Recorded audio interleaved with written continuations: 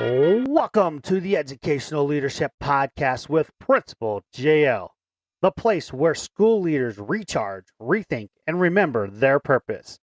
If you're a superintendent, assistant superintendent, a principal, assistant principal, dean of students, teacher leader, or a future administrator, you're in the right place. Here we mix practical strategies with real conversations, a little wit, and a whole lot of purpose. Because leadership isn't about the title on your badge, it's the influence you carry every single day with your teachers, staff, students, and families. Our mission is simple: to inform, inspire, and to help you lead with purpose. To give you tools that actually work, stories that spark reflection, and ideas you can use the minute an episode ends. So grab that caffeinated drink, a notebook, and your growth mindset, and get ready to level up your leadership one episode at a time. Because around here, we don't aim for perfect. We aim to be 1% better every single day. Now let's get to the episode.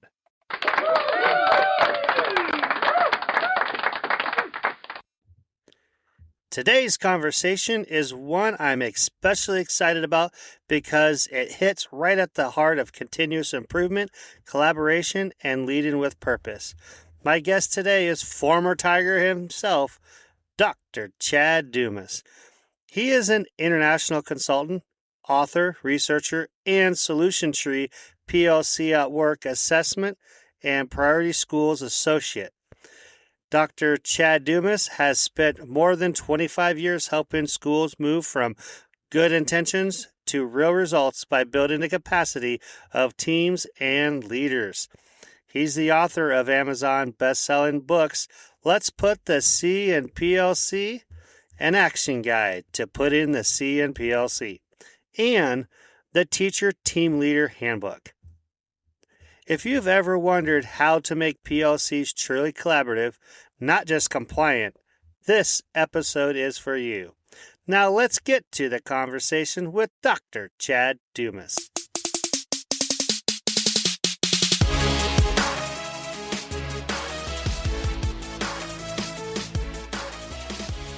Welcome back, everybody, to another exciting episode of the Educational Leadership Podcast. Today, I'm super excited to bring in former Tiger himself, Dr. Chad Dumas. Yes, Chad, sir. welcome to the show. Thanks so much. Everyone a Tiger, right? There you go. Now, that's a connection we have, right? Like, I'm here in the seat as the Hastings High principal. At one time, you were a part of the Hastings Public School District. We've never worked together, but through the power of social media, here we are. Here we are. Yeah, I was with the Hastings Public Schools, Hastings, Nebraska. Yep. Not Minnesota, but Hastings, Nebraska. I was there for almost a decade. Yeah. Well, we still get phone calls for Hastings, Minnesota at the high school sometimes. And we go, hey, you got the right high school? We've done that a few times. So it does happen more than you guys realize out there. There's other Hastings besides Hastings, Nebraska. So Chad, I'm going to go ahead. I'm going to start you off with the same question I ask everybody. What inspired you to become an educator? My story kind of is a little bit a roundabout because education wasn't what I was going to originally go into. I wanted to do music, but I knew that I probably wasn't good enough to be a performance major. Like, you got to be really good, like really, really, really good to make a career fly as a musician. And I was okay. I mean, I can tinkle those ivories fairly decently, or I could, but I knew I wasn't going to be able to make it in that realm. And so I had a band director in high school who was really impactful on me and a whole heck of a lot of people, Virgil French. And I also had a math teacher, Mr. Ullman, who was also pretty impactful. And so when I was looking at career paths, I knew I wanted to do something with music, but I knew I couldn't be a performance major. And so the combination of love of music and the impact of those two teachers on my life sent me down the music ed path. Awesome. So when you got into teaching, what did you teach? Like music, of course. But... Yep. Yeah. So I was a middle school vocal music teacher. And that's a whole nother story itself. Like, I wasn't a vocalist. I minored in vocal only because I knew that I was more hireable if I was certified in both vocal and instrumental. But I was an instrumentalist. I was a pianist. I played the saxophone, trumpet, baritone, horn. But then when it came time to choose student teaching, the way it worked in the vocal instrumental world is that if whatever you did your pre-student teaching in, you did the opposite in your student teaching. And I thought, I really need to strengthen my vocal music side. And so I want to do the full-time student teaching vocally so that I can get better at that. And what nobody told me was that if you do your student teaching on the vocal side, you're probably going to get hired on the vocal side. And that it turns out I loved it. It was fantastic. It worked out really well. I think I was a better teacher because I wasn't actually a vocalist, and I could connect with and help people sing better because I had to think through what are the processes to help be able to sing well. So I was a vocal music teacher at middle school in Lincoln. Awesome. Lincoln Middle School? Lincoln, Nebraska. Yep. Lincoln, Nebraska. All right. Awesome. Yep. Now, with that said, what lessons did you learn as a teacher that, helped you when you became an administrator down the road? What lessons did you learn that you could take into that job? So many lessons. And I think back on those. So I was in the classroom for 5 years, and then I was at an ESU, Intermediate Service Agency, for 4, which I also consider a teaching time, as it was not administrative. And so some of the lessons I took away from that is, first of all, that when we are united together with a goal of what we want to do, we can really accomplish great things. I was at Mickle Middle School in Lincoln, and one of the first things that happened as a teacher is the school improvement committee said, "Hey, Chad, we want you and Jody to be the co-chairs of our school improvement team." And as co-chairs, we led the school towards improving writing achievement. And that was the first years of the state writing test. And we had incredible growth. I don't remember the statistics exactly, but by us as a school focused on writing and then systematically planning for how to help us as staff become better instructors in the area of writing, we were able to really move the dial by working together. So those are a couple of things, unity, a focus, and systematic support of staff to get better at practice. You can really do some incredible things for kids. Yep. I think you said something that really important. You talked about having a systematic approach, because I don't think you can do this job as an educational leader of any capacity without having systems in place, and, how they work together and how they support each other is really important. So I really appreciate you bringing that out. Just talking about, hey, we learned systematic approaches as teachers. As for me, I did too. One thing I had to figure out was my system to grade papers to get them back to people on time, being a math teacher. That also had to figure out how to do all my, practice plans for being a football coach and a wrestling coach and juggling all those things. So I had to figure out a system for that. So I think that's really important. That's something that I hear a lot is principals or administrators or people that have done this job, learn about systems early enough to where when they get in this job, they know that they have to have some sort of systematic approach to different things that you may be working on. So, you've been teaching for a while. You did the teaching, then the ESU, and, your next step into administration. What was the reasoning to step into that administrative role? What was it? What pulled you? Is there a story behind it? Someone inspired you to do it? Did you know it was time? What was it that got you to become an administrator? So there's the official story, and then there's the unofficial off the record story. So I'm assuming the unofficial one. there's the unofficial one that I don't share with many folks. I think I've shared it on maybe 1 or 2 other podcasts. But so the official story is, and they're both true. They're it's not like one's a lie and the other's true. They're both absolutely factual. The official version is I saw the impact that our principal had, John Neal. I served with Dick Spearman and then John Neal. Some people might know John Neal's name because he was the one of the assistant superintendents in Lincoln Public Schools for the last 15 years or so. I retired a couple years ago. Now he does work at Doan for their master's program. So I saw the impact that Dick Spearman and then John Neal had on the school in helping us to all move forward. And I thought, that's really cool to be able to help move that work forward. In the classroom, you can have an impact on those 25 kids at a time, 5 times a day, right? 125, 150 kids. when you're at the school building level, you can have that impact on, in the case of, a Mickle Middle School where I was, 800 or 900 kids. In a district level, when I was in Hastings, almost 4,000 kids. Now, consulting all over the country, I'm going to be able to impact tens of thousands, if not hundreds of thousands of kids. So you're able to have that bigger impact. So that was a real pull. The unofficial story, also equally true, is I think it was my second year of teaching. My wife and I had two mouths to feed, or two little mouths to feed, and then our own two mouths to feed. And we weren't getting by. We were every month short on pay. And one night I was at Burger King, and they had a sign on the door saying, "We're hiring assistant managers and managers, $60,000 a year." And at the time I was making, my first year was $20,950. So whatever the second year bump was, somewhere around 23,000. So I looked at that and I thought I could make 3 times the amount of money working at Burger King. And I said to my wife, I said, why don't I go work at Burger King? And she looked at me straight in the eye and she said, "You are not coming home smelling like a Whopper every night." Go and get your master's degree. And so that really kind of led towards the master's degree. So both of those things happened. Well, the thing is people got to realize is there's things in your life that spur you on to that next thing. Because if you weren't going through that, if you were just, living high on the hog, you might have not have decided to take those next steps, right?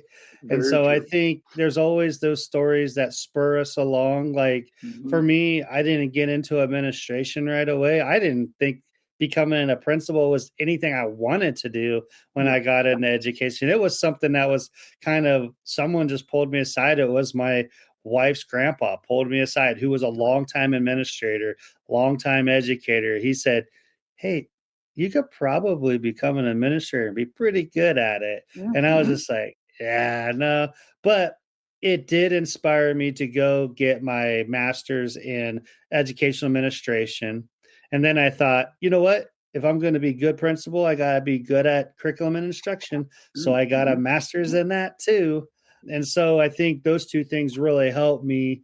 Once I became a principal, I had that background. And there's other things that I did before becoming a principal, but I sat in the classroom for 11 years because I always felt like I needed to have that experience so I could speak to those things with my staff and say, "I've been in your shoes. I've been through that. Let me help you." And I think that's really important for them to hear those things as you're able to attest to the things that they're going through at their level so you can help them. So, now what did you come at AP or principal? What administrator role did you get when you got in to become an administrator? I was the principal at Gibbon High School. 7 Gibbon High School. All right. So when were you at Gibbon? Let's see. Not the Bills, the Buffaloes, Gibbon Buffaloes. Yeah, the Buffaloes. The Buffalo Bills, because the logo is very much like the Buffalo Bills. Let's see. I was hired there in 2008 as a high school principal. Awesome. So you're at Gibbon High School. You're the principal there. I know you probably got some stories. What are some things that really help you help your leadership, define your leadership today? It's something that you learn like, hey, this helped develop me. What are some stories that impacted you when you're at Gibbon High School? So I was really blessed at Gibbon. I was just the principal for 2 years, but 1 year was in the old building and then 1 year was in the brand new building. And so part of that work was facilitating the move to the new building.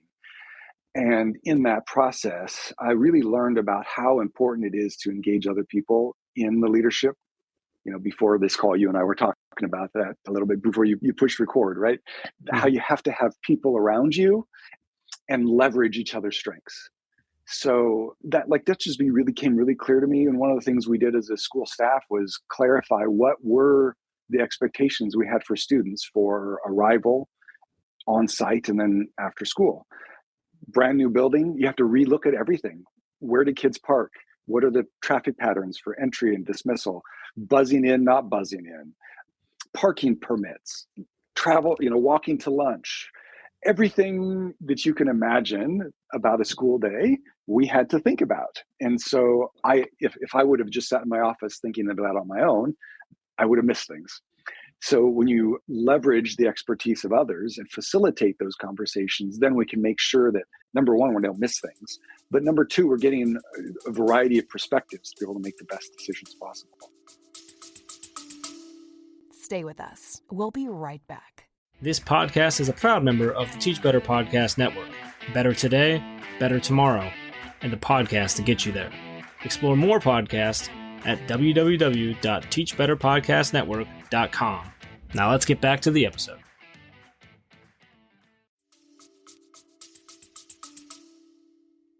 Awesome. So Gibbon for 2 years. Then what was your next step after Gibbon? Then I was a tiger. Everyone a tiger, baby. Hastings Public Schools. And I was when I first started, it was called the director of CIA, Curriculum, Instruction, and Assessment. And then my last few years, Craig Couts was superintendent, best boss anyone could ever have. And the last few years, as we talked about it, we thought, curriculum, instruction, and assessment are what we do, but the reason why we do it is for learning. And so we actually changed the title from Director of Curriculum, Instruction, and Assessment to Director of Learning. And so I was Director of Learning with Hastings. There you go. And we still call it that today, but we know it's CIA too. So, That's it hasn't really, it's kind of stayed that in that title there. And I know Craig, he's come in and said hi to me, and we've had some conversations. So he's around, he's still kicking around here in good old Hastings. Comes in and says hi. He's a hoot though. That's for sure. One of the dearest souls, best mentors I've had. He and I talk every once in a while as well. And he's like one of those people where you pick up talking to him and it's like you never left off, Oh, awesome. Yeah, he's a good dude. I have never worked for him, but I've had conversations with him and he's good stuff. That's for sure. So, you're the director of learning here at Hastings Public Schools. What are some things that you were able to help facilitate and help Hastings become the public school district that they are today? Because there's some things that I know that you've done here that are still kind of intact. And I want to hear from you, like, what was that process like? And, and how did you work through that and get things going? The big thing I think of is PLC. That's something that, I understand that you were a part of as well. And how did you work that all together and get things going here at Hastings Public School? Yeah. So first of all, one of the things I think about with leaders, and it's a blow to the ego, but it's a really important thing to keep in mind. And I think it comes from Michael Fullen. He says something to the effect that the success of leaders does not depend on themselves, but it depends on how many leaders they leave behind. And in my mind, part of what that means is that when you leave, people don't miss you. Right? Like they miss you on a personal relationship level, but they don't miss you in terms of like they were indispensable. And so that's the goal that I was working toward, was to be able to leave, and there's other people who step in, the systems are in place, and things carry forward without you having to be the force behind them, so to speak. Mm-hmm. And so I think PLCs is one of those things. The district had started before I came on, had started early releases on Wednesdays for teams to meet throughout the district. And it's actually interesting reflecting back on the time when I was hired. I remember my wife and I having a conversation about, I think it was during the interview process, in the evening, reflecting. And one of the things that I've always felt about leaders is how important it is to do something that helps folks develop trust in you.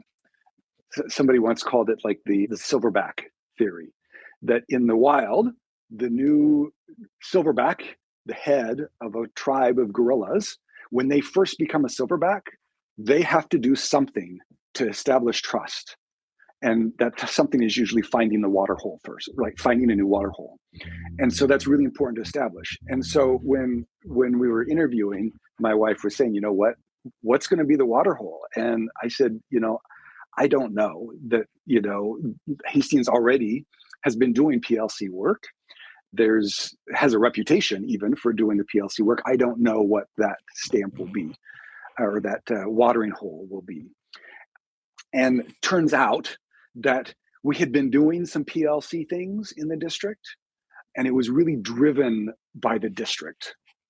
And those people who are really familiar with the PLC work process, the PLC process is really a building level process, supported by, monitored, guided by a district, but it's really a building level process. And so that was kind of the big shift, if you will. That's the watering hole that I think I tried to help move the district toward, was to, so for example, when I arrived on the Wednesday afternoons, in a month, there's 4 Wednesdays, 3 of those were district meetings. So all the 4th grade teachers from all the buildings got together. All of the 2nd grade teachers from all the buildings got together 3 times a month. And then 1 time a month was in their building.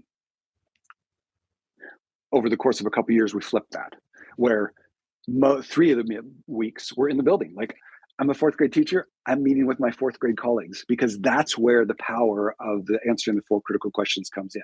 And then once a month, we're going to touch base at a district level, because we still got to make sure that we're articulating across the district. But most of the work is at a building level. So I would say that's probably one of the biggest things that I focused on, and I think probably is still going strong, is that really focused work of the teams in the district.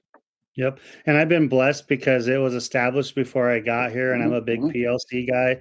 And I actually was able to help Southern Valley start our own version of a PLC. It just looks different because, we're a smaller district, and we had to figure out, what does this look like? And what I really enjoyed about Hastings and coming to Hastings High was it's already established. They already have everything there. And we really, the work is done in the SRTs, the similar response teams, to where those content teachers are getting together. They are measuring students by target, by assessment. They're doing the intervention work. We do 4 interventions a week, because Wednesday we still do the early out. 3 to 4 is our PLC day time. And we still do that. Now, we do have a new director of learning. So we did go back to at least meeting once a month at the district level, but it's more like a building level meeting with districts saying, these are the things I want you, building principal, to cover. So I'll cover all those things. I'll cover what I need to cover. And then I kick them out to do some more SRT. And so we still do that. And then we twice a year, we'll get together like across the district, because there's that 5th Wednesday twice a year at a school calendar, and we'll do something like this. So that's been a little bit of a shift, but for the most part, it's been really, really good. And what I like about it is we know our kids pretty well, and the teachers are really good about bringing kids in, doing the interventions. And what I really like about it is when they get focused on groups of kids, it doesn't matter who's doing that intervention. What matters is we get these group of kids together for that intervention, regardless if that teacher has them or not, because the goal is to make sure those kids are learning the learning targets, or the power essentials. We still call them that, even though they're the state standards, but we still call them the power essentials and things like that. So that's one thing we've worked on last year and this year, is just realigning those standards, just because the standards get redone ever so often. So we just got to make sure those things are staying where we need it, so we can make the gains we want. So yes, we still do a lot of that work here at Hastings Public Schools. At the high school, it's been that way for sure. I know it dropped off a little bit at the elementary, the middle school a little bit, but it's picked back up. So it's all good. So overall, it's there. The bones are there. The structure's there. We're keep trucking with it, and it's been good. So, all right. Well, I appreciate you sharing that, your watering hole story. So, you bet. So, I know you've done some work, within the district, and then, now I think you're with Solution Tree, if I believe. So have you been with them since Hastings Public?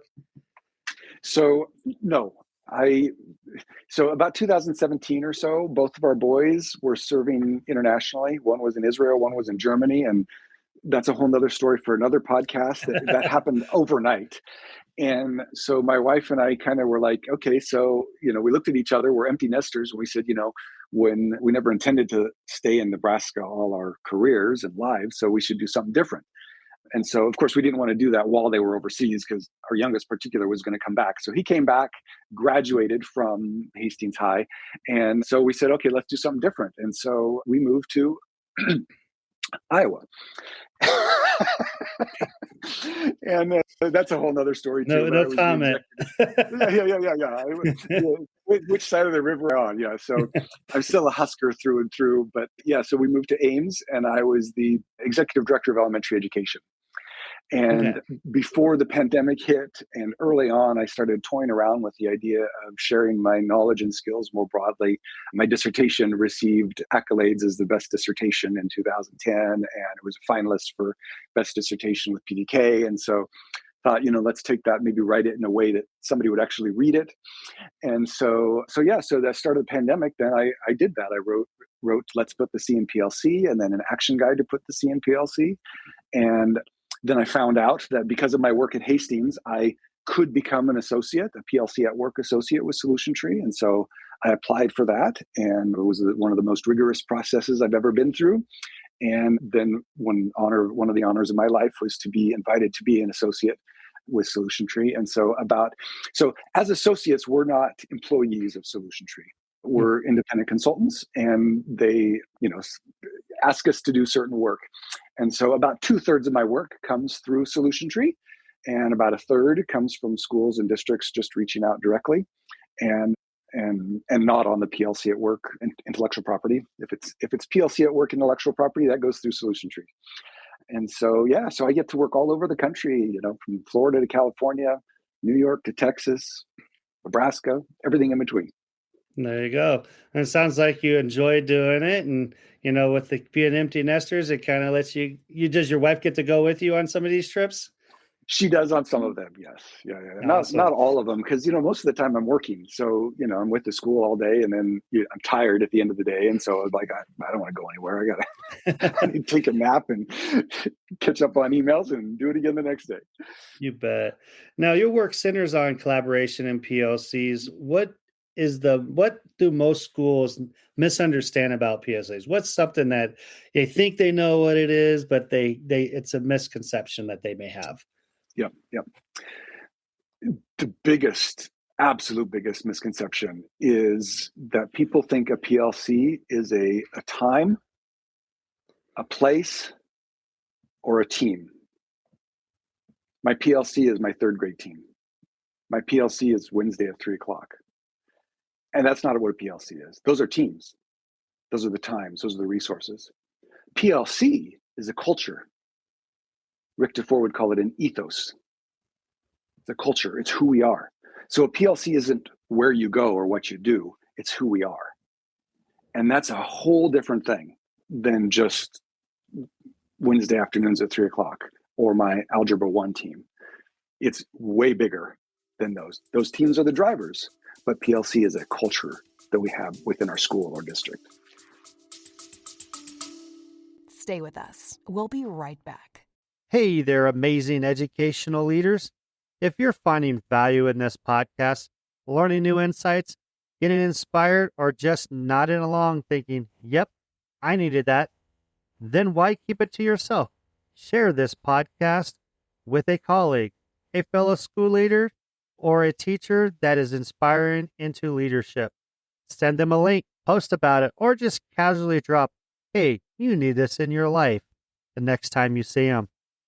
Let's grow this community of game-changing educators together, because great leadership isn't a solo act, it's a movement.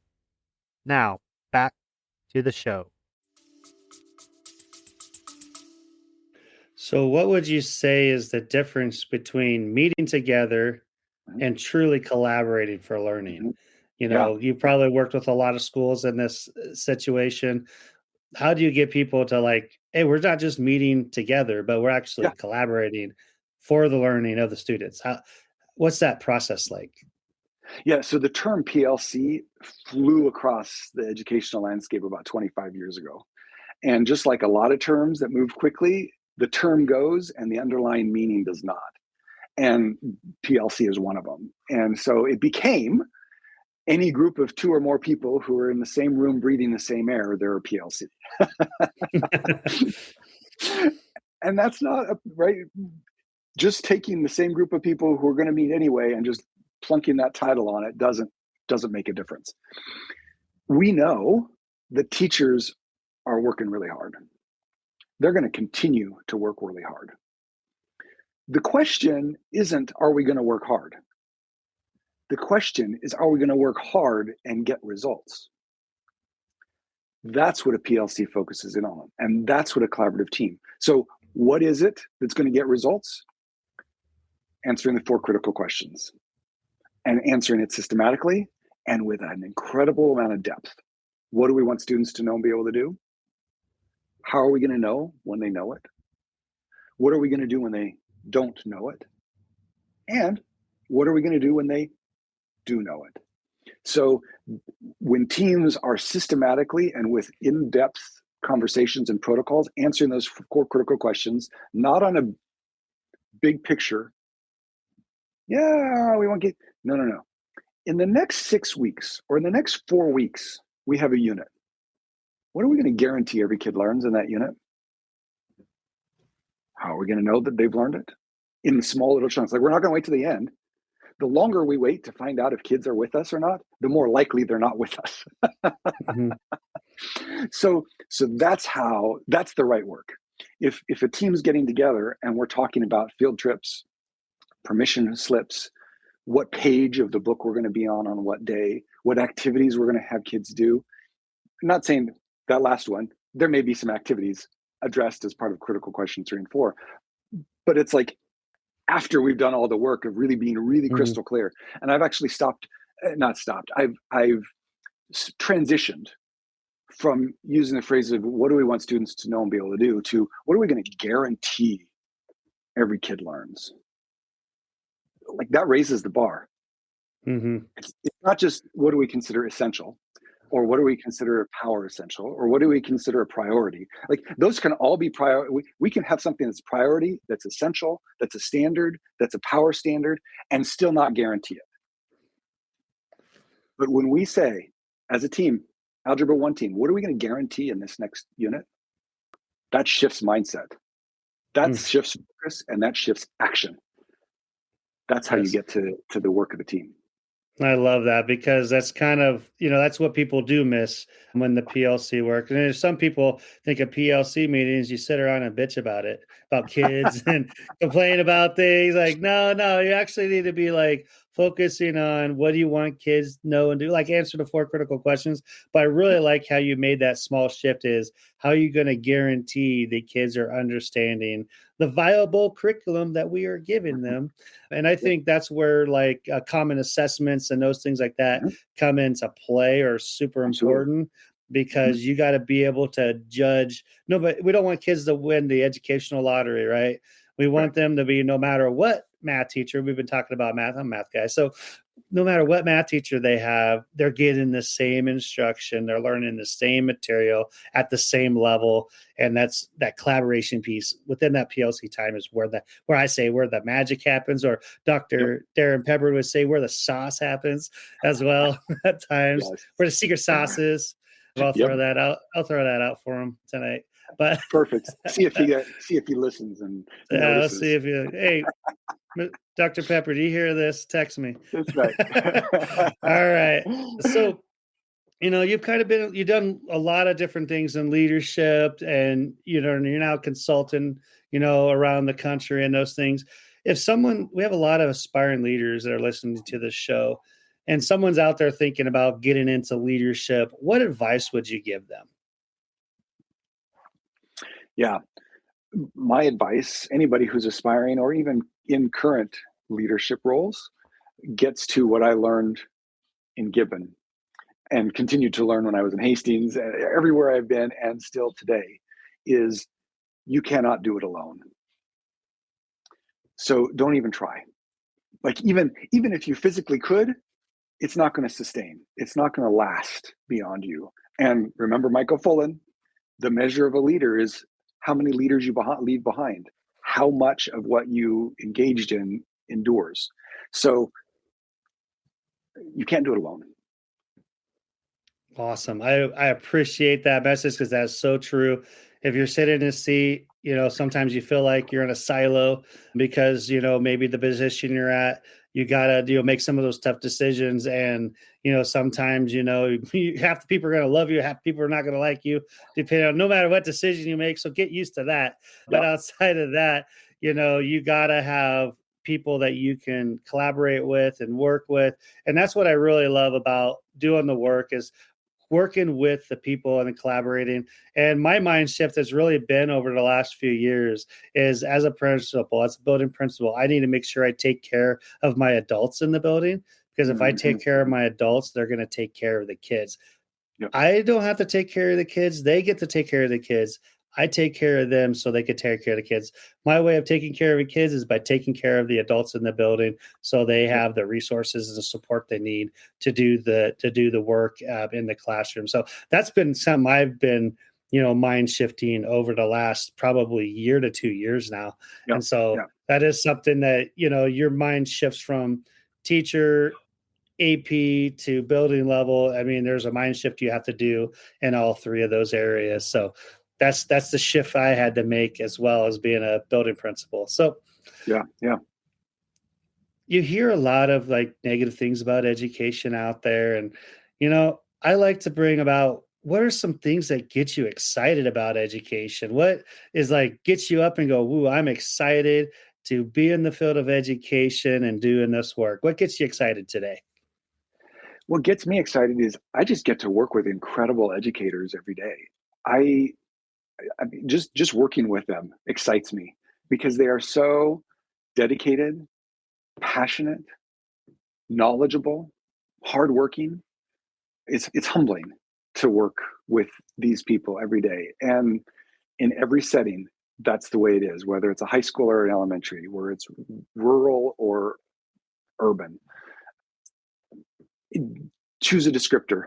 Every single setting, the people in the classroom are doing incredible work for kids every day. That gives me a lot of hope. Awesome. Thank you for sharing that. That's great because, there's a lot of great things that are going out there. People just don't see it because they look at the stupid news sometimes and see all the negatives. Stop watching that. There's a lot of great things out there. That's why I'm big on branding your school, branding the positive things that are happening in your building. Make sure you guys are doing that because that's going to go a long ways and actually will get you people to come and apply for your school. It happens for me. So that would be something for you. I need a math teacher. Any math teachers out there? Come on down. But with that said, this has been a great conversation. I really appreciate having you on. If people are listening to this episode and they would love to connect with you, how could they do that? The easiest thing is just to Google me, Chad Dumas, and maybe put on education with that, Chad Dumas education, because there is a Chad Dumas who's a realtor in the Kansas City area. But if you, and that's not me, but if you just Google Chad Dumas education, you can find me. I've got social media, YouTube, all the things. You bet. And what I can do, Chad, is I could put a lot of that stuff in the show notes to make it easy for people to click. And, I thought you were going to pull out a Kurt Signetti there. Google me. Oh, man, that's hilarious.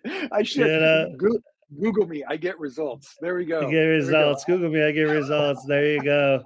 It's not Kurt Signetti, but it's Dr. Chad Dumas for sure. So, hey, it's been great to have you on the show. This has really been a lot of fun. Before we go, is there anything you'd like to say to everybody?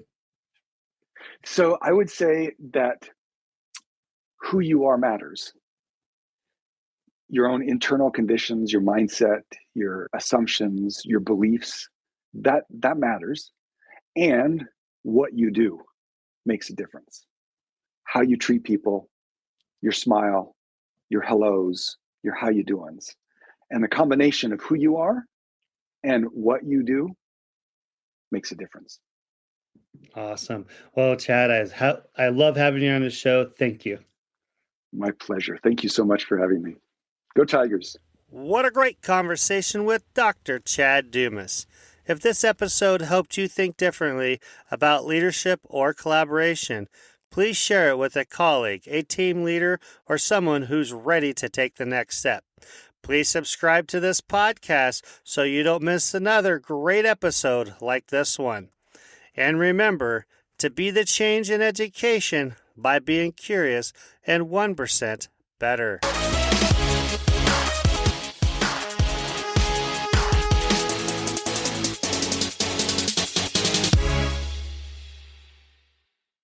Thank you for sticking around to the very end of this episode.